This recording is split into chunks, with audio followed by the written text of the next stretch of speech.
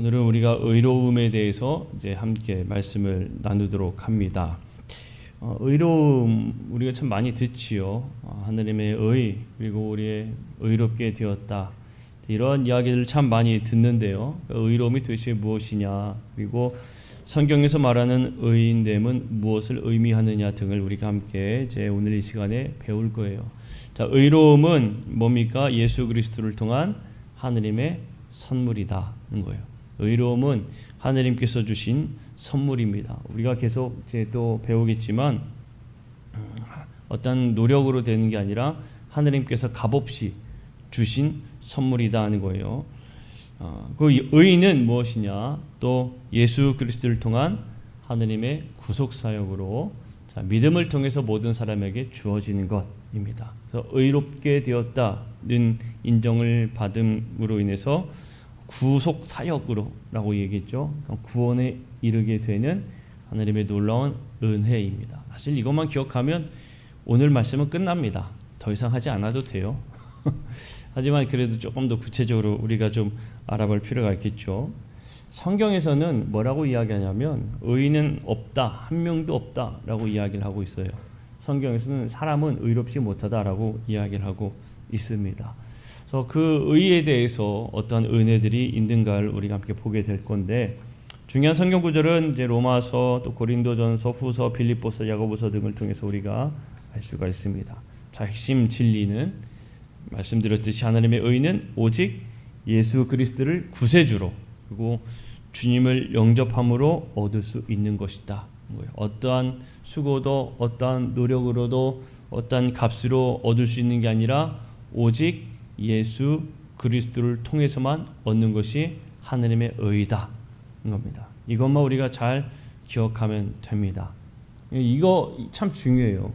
이 핵심 진리만 잘 기억하면 여러분 우리는 다른 진리가 아니죠. 다른 잘못된 그러한 가르침에 빠지지 않게 됩니다.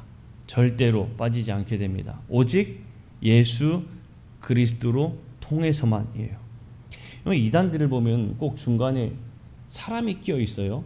우리가 흔히 그 사람들을 교주라고 이야기를 하죠.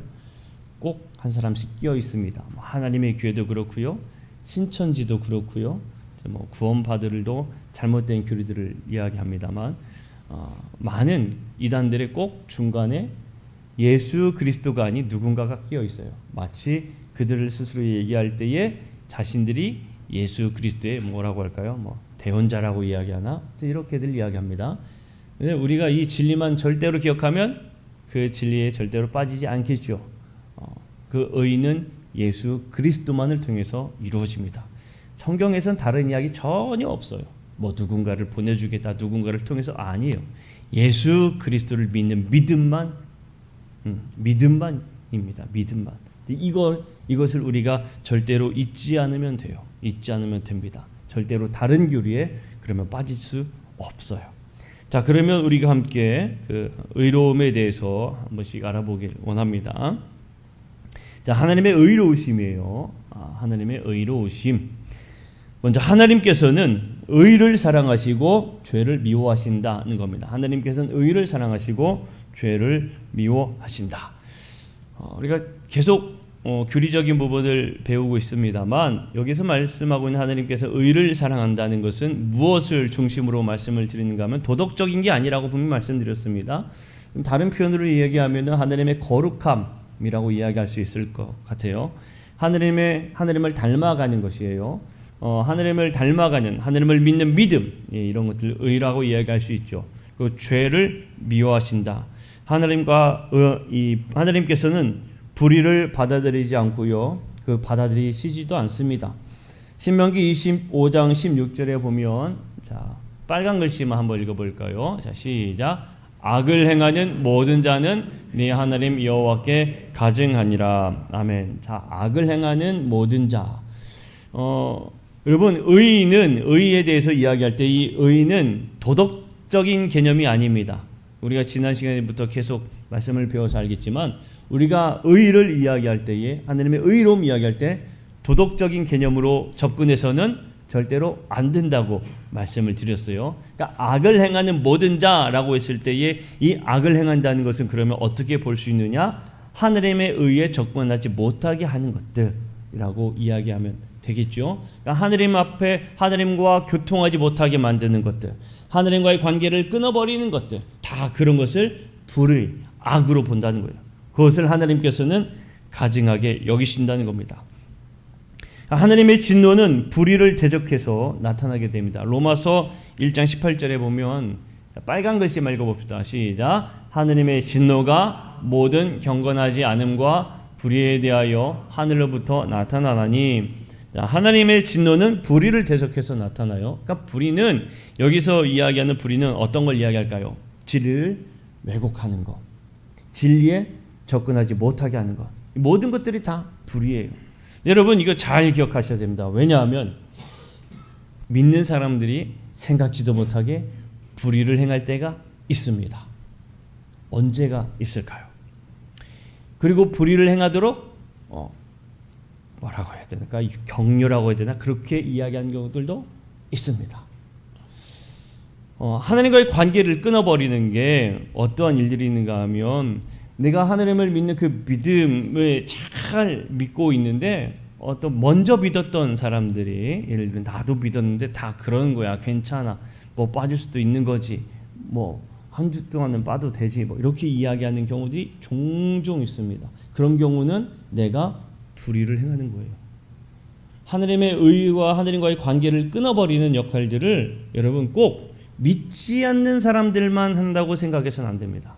믿는 사람들도 그런 관계를 끊는 역할을 하는 사람들도 있다는 거예요. 내가 믿음으로 더 단단해지기 위해서 노력하는데 간혹 이제 도시에서 직장 생활하는 사람들 같은 경우에 직장인들 중에는 먼저 믿는 사람들이 있겠죠. 사회 초년생들보다는 이제 청년들이죠. 제가 청년들하고도 많이 관계를 맺었었으니까 청년 이제 막 직장 생활을 할 때에 그 직급이 올라가신 분들, 그 분들 중에는 집사님들도 있고 권사님들도 계시잖아요. 그런 분들 같은 경우에 그런 일들이 종종 발생합니다. 나도 교회 권사인데 나도 주일에 와서 일을 해. 그렇게 이야기를 하면서 네가 뭔데 네가 주일을 지킨다고 그래? 그러면서 그 어려움을 겪는 경우들이 종종 있어요. 자, 이런 경우에는 먼저 믿었던 사람들이 불의를 행하게 되는 거예요. 자, 이런 것들을 여러분 우리가 잘 기억해야 됩니다. 불의는 도덕적인 것이 아니라 하나님과의 관계를 끊어버리는 것, 그 모든 것들이 불의이다. 여러분 우리 이걸 꼭 잊지 말아야 됩니다. 그래서 하나님은 의와 불의는 함께 섞일 수 없다라고 분명히 말씀하셨어요. 고린도 후서 6장 14절에 보면 자, 빨간 글씨만 한번 읽어봅시다. 시작. 의와 불법이 어찌 함께하며 빛과 어둠이 어찌 사귀며. 자, 의와 불의는 마치 빛과 어둠과 같습니다. 물과 기름과 같습니다. 함께 섞일 수가 없는 거예요. 절대로 섞일 수가 없는 겁니다. 그러니까 하나님께서는 불의를 미워하신다, 싫어하신다는 당연해요. 섞일 수가 없어요. 빛이 어떻게 어둠을 받아들이겠습니까? 빛이 오면 자연스럽게 어둠은 떠나가게 되어 있거든요. 여러분 우리는 하나님은 의로우신 분이다라는 사실을 먼저 기억해야 됩니다. 그리고 세 번째로 하나님의 성품이 바로 의로우심이다는 겁니다. 로마서 1장 17절 보면 자, 빨간 글씨만 한번 읽어봅시다. 시작. 하나님의 의가 죄송합니다. 다시 시작. 복음에는 하나님의 의가 나타나서 자, 복음에는 하나님의 의가 나타난다라고 했는데 복음은 예수 그리스도에 대한 이야기죠. 예수 그리스도 하나님의 의가 나타난다고 이야기합니다. 예수는 하나님의 의의 그 거룩한 본성을 가지고 계신 분이에요. 하나님 자체가 거룩하신 분입니다. 그래서 하나님이 계속 이야기하시잖아요. 내가 거룩하니 너희도 거룩하라. 계속 말씀을 하시는 부분이 그런 말씀이에요. 그러니까 하나님은 늘 우리에게 의로우신 하나님 본성이 의로운 본성을 가지고 계시기 때문에 우리에게 의를 원하신다는 겁니다. 그러면 인간은 어떠냐? 인간은 불의한 존재다는 거예요. 자, 인간의 불의에 대해서 보면 성경은 어떻게 이야기하느냐? 인간의 죄에 대해서 분명히 선포하고 있습니다. 그래서 성경에서는 인간의 의에 대해서 분명하게 이야기해주고 있어요. 어떻게 이야기하는가 하면 인간의 의는 더러운 옷과 같다라고 이야기를 하고 있습니다. 이사야 64장 6절에 보게 되면 우리의 의는 다 더러운 옷 같다라고 이야기하고 있고요. 로마서 3장 10절에 보게 되면 기록된 바 의인은 없나니 하나도 없다라고 분명히 이야기하고 있습니다. 그러니까 인간이 의롭다라고 이야기할 수는 없는 거예요. 인간이 절대로 의로운 자가 될 수가 없습니다. 우리의 의가 다 더럽다라고 이야기하는 것은 두 번째로 인간의 심령이 악하기 때문에 그래요. 우리는 본성적으로 악한 마음을 가지고 있습니다. 인간의 심령은 아주 악해요. 사탄은 인간의 심령이 본래 선하다는 거짓을 퍼뜨리고 또 계획적으로 그런 것들을 고안해냅니다만 성경은 그렇게 이야기하고 있지 않습니다. 예레미야서 볼까요? 예레미야 17장 9절 말씀 보면 빨간 글씨만 봅시다. 시작. 심히 부패한 것은 마음이라. 심히 부패한 것은 마음이라. 인간의 마음 자체가 이미 부패했음을 분명하게 언급하고 있습니다. 그 도덕 시간을 보면 또 사회적으로 보면 성선설 있고 성악설이 있습니다. 성악설. 성경에서는 분명히 인간이 선하다 얘기하지 않고 악하다라고 얘기해요. 악하다. 우린 다 죄인이에요. 로마서 8장 또 보면 로마서 8장 7절 6절인데 7절 8절 그냥 다 함께 읽습니다. 시작. 육신의 생각은 하나님과 원수가 되나니 이는 하나님의 법에 굴복하지 아니할 뿐 아니라 할 수도 없음이라. 육신에 있는 자들은 하나님을 기쁘시게 할 수 없느니라. 아멘. 육신의 생각은 하나님과 원수가 된다라고 이야기하고 있잖아요. 인간이 여러분 육신과 떠나서 벗어나서 살 수가 없습니다. 우린 다 육신을 입는 사람들이에요. 우린 다 욕망이 있고요. 우리에겐 다 이 죄의 근성이 있어요. 우리는 절대로 죄를 벗어날 수가 없습니다. 그리고 이 육신의 욕망들은 다 하나님과의 그 관계를 멀어지게 할 뿐임을 성경은 분명하게 선포하고 있어요. 그러니까 분명히 기억해야 됩니다. 우리는 심령이 원래 악하다라고 성경에서는 이야기하고 있는 거예요. 자, 이것을 위해서 사람들이 열심히 노력도 하죠. 내 의를 얻으려고 열심히 노력합니다만 세 번째, 자기 의는 구원을 가져올 수 없다는 겁니다. 자기 의는 구원을 가져올 수 없다.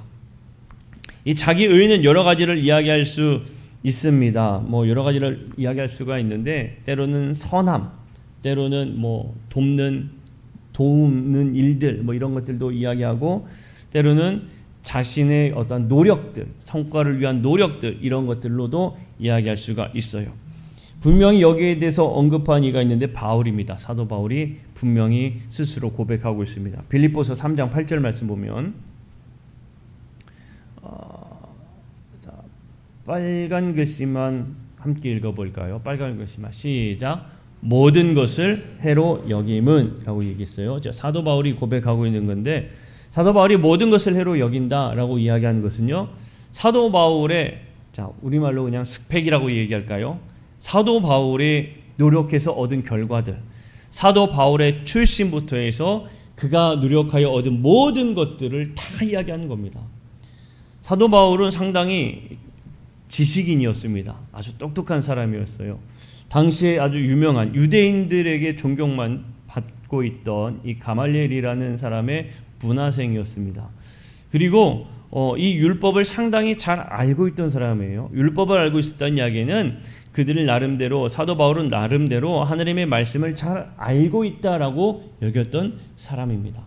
바리새인 중에 바리새인이라고 이야기를 하고 있어요. 바리새인 중에 바리새인이다라고 이야기하고 있는 것은 사람들 앞에 나는 하나님께서 말씀하신 그 율법 하나라도 빠지지 않고 지키려고 노력한 사람이다라고 이야기하는 거예요. 여러분, 우리가 말씀에서 하나라도 하나라도 그러니까 지키지 못한 것이 없는지 막 고민해보고 한 적이 여러분 있으십니까? 우리가 살아오면서 정말 열심히 하느님의 말씀을 다 잘 지켰다라고 얘기할 수 있을 만한 사람이 여러분 여기 있나요? 저도 그렇게는 고백 못해요. 사도 바울이 바리새인 중에 바리새인이라고 이야기하는 것은 나는 율법에 기록한 것 다 지키려고 노력한 사람이다라고 스스로 이야기하는 거예요. 그런데 사도 바울이 뭐라고 이야기하냐면 이게 다 해로 여겨진다. 아무것도 아니다 라고 이야기하고 있는 겁니다.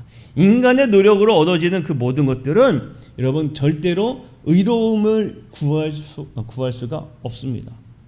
지적으로도 어떤 내가 도덕적으로도 그 무엇으로도 내가 선한 일을 열심히 했다고 해서 내가 어떤 좋은 일을 열심히 했다고 해서도 절대로 그 하나님으로부터 의롭다라고 이야기를 받을 수 없다는 거예요. 인간의 노력으로는 절대로 구원을 가져올 수가 없음을 분명하게 성경은 이야기하고 있습니다. 로마서 10장 3절 말씀을 한번 보면 한번 읽어봅시다. 시작. 하나님의 의를 모르고 자기 의를 세우려고 힘써 하나님의 의에 복종하지 아니하였느니라. 아멘. 하나님의 의를 모르고 자기 의를 세우려고 힘써 하나님의 의에 복종하지 아니하였느니라. 참 귀한 진리의 말씀입니다. 많은 사람들이 꼭 뭐 예수를 믿어야 구원받냐? 라고 이야기를 합니다. 뭐 구원이 꼭 예수를 통해서만 있냐? 라고 이야기를 합니다. 예수님만 통해서만 구원이 있습니다. 분명히 성경에서는 이야기하죠. 하나님의 의를 모르고 자기 의를 세우려고 아무리 노력해봐야 구원에 이르지 못한다라고 이야기해요. 자, 의의 기초는 무엇이냐? 바로 의의 기초는 하나님의 의는 그리스도 예수 안에 있다는 겁니다. 그 다음이에요. 하나님의 의는 예수 그리스도 안에 있다는 겁니다. 그러니까 우리가 아무리 어떠한 노력으로 하는 것이 아니라 우리가 의롭다함, 구원에 대해서는 꼭 예수 그리스도 안에 있을 때에만 우리는 거룩함을 얻을 수 있고 의인됨을 얻을 수 있다는 겁니다. 이 여러분 절대로 우리가 잊지 말아야 할 진리입니다. 하나님의 의는 그리스도 예수 안에서만 있습니다. 로마서 3장 22절 말씀에 보면 함께 읽어봅시다. 시작. 곧 예수 그리스도를 믿음으로 말미암아 차별이 없느니라. 차별이 없느니라. 예수 그리스도를 믿는 믿음 안에서의 하나님께서 그 의롭게 해주시는 은혜는 차별이 없다는 겁니다. 차별이 없다. 사람들은 차별을 두죠. 세상은 차별을 둡니다. 어떤 조건을 두고요. 차별을 분명히 둔단 말이에요. 그러나 하나님의 의는 차별이 없습니다. 뭔가를 서비스를 더 좋은 서비스를 받으려면요. 그만큼의 대가를 지불해야 돼요. 세상은 차등이 있죠. 차별이 있어요. 그러나 하나님은 그런 차별이 없다라고 우리에게 말해주고 있습니다. 의로움은 넘어갈게요. 두 번째, 의로움은 하나님의 선물이라는 겁니다. 아까 전에도 말씀드렸지만 의로움은 하나님의 분명한 선물입니다. 로마서 5장 15절 말씀을 보면 빨간 글씨만 읽어봅시다. 시작. 더욱 하나님의 은혜와 또한 한 사람 예수 그리스도의 은혜로 말미암은 선물은 예수 그리스도로 말미암은 선물인 거예요. 그러니까 하나님께서 의롭다라고 말씀하시는 그 의로움은 우리가 예수 그리스도를 믿을 때에 우리에게 주어주시는 선물이다고 분명히 이야기합니다. 어떤 노력도 아니고요. 어떤 뭐 나타내고자 하는 그런 것도 아닙니다. 하나님이 주신 그냥 우리에게 주시는 선물이에요. 선물이에요. 이 선물을 주시기 위해서 세 번째, 우리가 의로움을 입을 수 있게 하기 위해서 예수님께서 죄를 짊어지신 겁니다. 선물을 주시기 위해서, 우리에게 선물을 주시기 위해서 예수님은 죄를 짊어지셨어요. 고린도후서 5장 21절 보면 이렇게 이야기합니다. 하나님이 죄를 알지도 못하신 이를 우리를 대신하여, 자, 하나님이 죄를 알지도 못하신 이를, 누굽니까? 예수 그리스도를, 누구를 대신해서? 우리를 대신하여 뭐로 삼으셨어요? 죄로 삼으신 것은 우리로 하여금 그 안에서 하나님의 뭐가 되게 하기 위해서? 하나님의 의가 되게 하심이다 라고 분명히 얘기하죠. 자, 하나님께서 죄를 알지 못하는 그 예수 그리스도를 우리를 대신해서 죄를 짊어지게 하셔서 우리를 대신하여 하나님의 의가 나타나게 해주신 겁니다.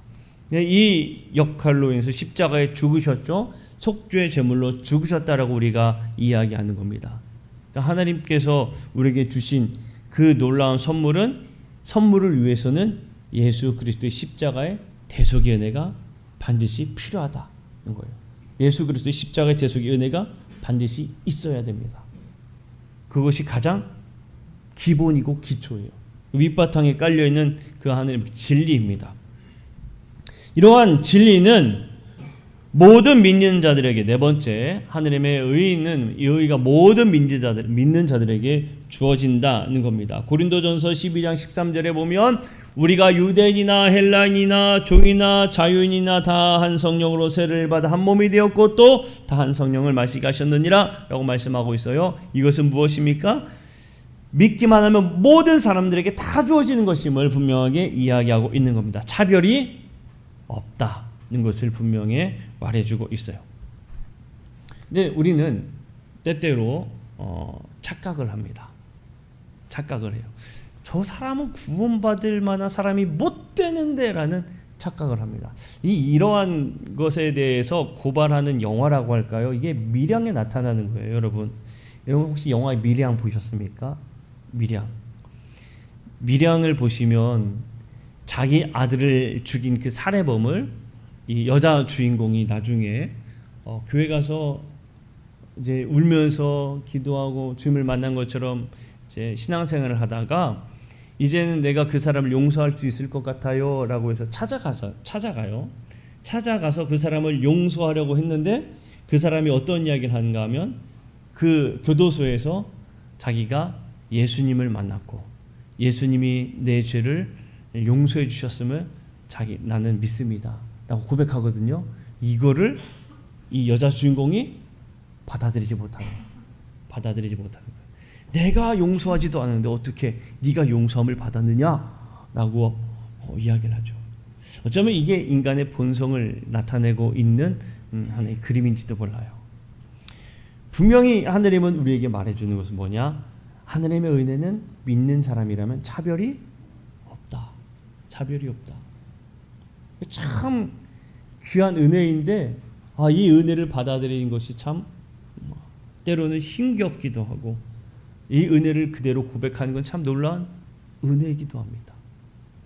이런 은혜가 일어났던 게요. 예전에 제가 정확하게 연도는 기억은 나진 않는데 미국에서 한 사건이 있었습니다. 어떤 사건이 있었는가 하면 예배 중에 예배를 드리고 있는 중에 한 무장 와서 총기 난사 사건이 있었어요.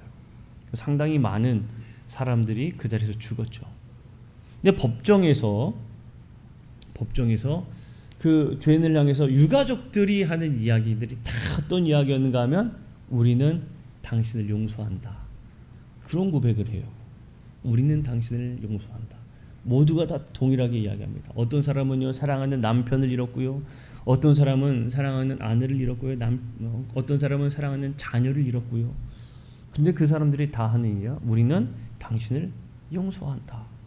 왜 그런 이야기를 할 수 있겠습니까? 그 사람도 예수 그리스도를 믿으면 하나님의 의가 그에게 나타날 수 있다는 걸 알고 있기 때문에 그렇게 고백할 수가 있는 겁니다. 그러니까 그 의는 차별이 없어요. 그리고 하나님의 의는 차별이 없다는 사실을 여러분 꼭 기억하시고 또 믿음으로 고백할 수 있는 우리 성도들이 되기를 축복합니다. 고백할 수 있는 것이 정말 성숙한 신앙인이 되었다라고 이야기할 수 있을 것 같아요. 자, 예수님께서는요, 성도들을 위한 의로우신 변호자가 되십니다. 요한일서 2장 1절에 보면 자, 빨간 글씨만 읽어봅시다. 시작. 아버지 앞에서 우리에게 대언자가 있으니 곧 의로우신 예수 그리스도시라. 아멘. 자, 그 전에 보면 뭐가 있는가 하면 나의 자녀들아 내가 이것을 너에게 쓰면 너희로 죄를 범하지 않게 하려 함이라. 만일 누가 죄를 범하여도 아버지 앞에서 우리에게 대언자가 있으니 곧 의로우신 예수 그리스도시라. 이 얘기는 뭘까요? 그럼 우리가 예수 그리스도로 말미암아 믿음으로 말미암아 구원된 백성이 되었을 때 주님이 우리의 대언자가 되신다는 그것은 심판대 앞에 섰을 때 누가 우리를 대신하는 변호사로 쓴다는 거예요? 예수님이 변호사로 서신다는 거예요. 여러분 신과 함께란 영화 혹시 보셨나요? 영화 신과 함께. 신과 함께 보면은 너의 죄가 이러느라고 쫙 하는 우리나라 이제 정서죠. 염라대왕 앞에서 다 그냥 염라대왕 앞에서 그런 얘기하는데 그 뭐도 우리 앞에 변호사로 설 수 없습니다. 신과 함께라는 영화를 보면 거기에 대해서 변호를 하고 하는데 천만에요. 예수님 말고는 변호사가 될 수 없어요. 이 이야기는 우리가 심판대 앞에 섰을 때 사탄은 우리의 죄를 조목조목 나열해요. 이 사람은 이날 무슨 죄를 졌고 무슨 죄를 졌고 무슨 죄를 졌고 막 죄인 되었음을 고발할 때 사탄이 우리를 고발할 때 예수님은 맞습니다. 이 사람은 죄인입니다. 그러나 이 사람이 내가 대신하여 십자가를 지고 죽었다는 그 대속의 은혜를 믿음으로 말미암아 하나님의 자녀 되었음을 고백하고 있습니다. 이 사람은 하나님의 의인된 사람입니다. 라고 대신 변해 주신다는 거예요. 여러분 그 예수님을 믿음으로 고백하는 우리 성도들이 되기를 간절히 축복합니다. 우리가 죽었을 때 하나님 앞에서 우리를 대언해 변호사 되시는 분은 예수님밖에 없어요. 예수님밖에 없습니다. 어떤 교주가 우리 대신 그 변호사로 서는 게 아니에요. 누군가가 대신 변호사로 서는 게 아닙니다. 때때로 우리가 대신 기도한다고 대신 변호사로 선 것도 아니에요. 예수님이 예수님.